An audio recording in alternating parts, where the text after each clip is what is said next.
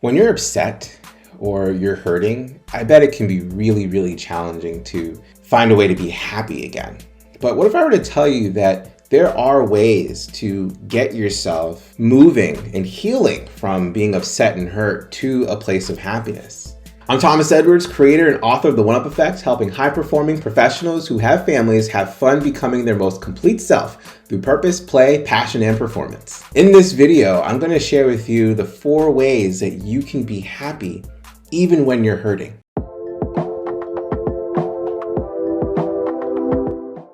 In years past, whenever I would get agitated or annoyed or hurt, I would find myself struggling to get out of it. It would just be this deep funk that would not last for hours, but it would last for days. And that feeling would be with me so much and it would be so overwhelming.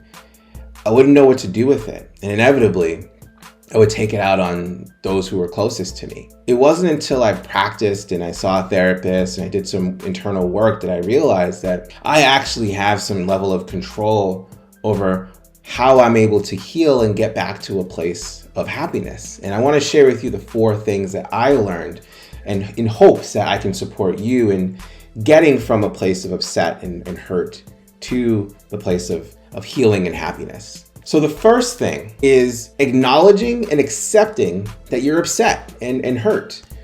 Oftentimes we feel the emotion and we're in it, but we also want to deny it. We want to kind of circumnavigate or circumvent the whole process of what it takes to be hurt and allow ourselves to heal because we just don't want to feel the emotions.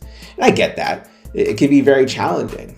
But if we don't acknowledge and accept it, it'll still be there, even if we don't see it ourselves or we try to ignore it. So the first thing is to acknowledge the fact that you are upset and that you are hurt.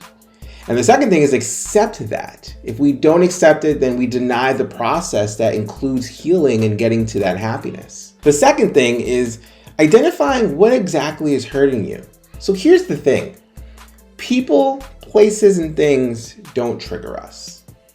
We trigger ourselves.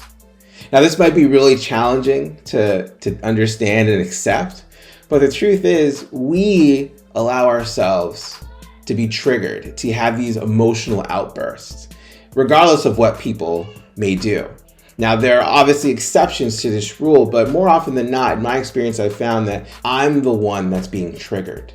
And it's not typically by someone or something, it's within myself because there's a story, a thought in my mind that's causing me to feel the emotions and wants me to react in a way in response to what is happening in the environment. And so I'm able to accept the fact that, it's me that's being triggered, and what is it within that is causing me to feel triggered.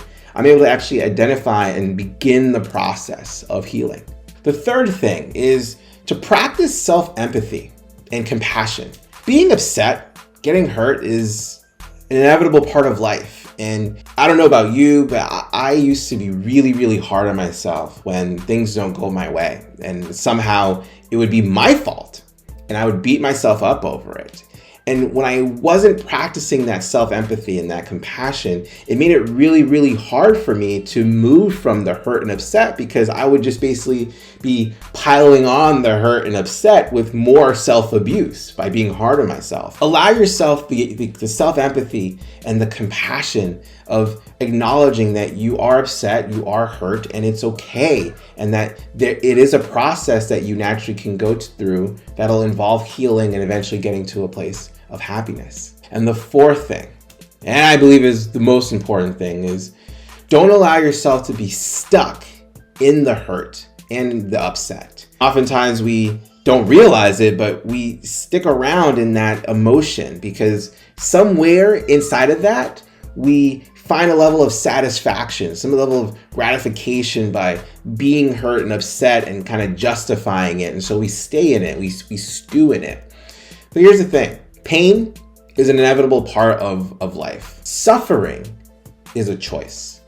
And you can choose to suffer, but that is your choice. You can also choose to allow yourself to heal and get back to a place of happiness in your own time.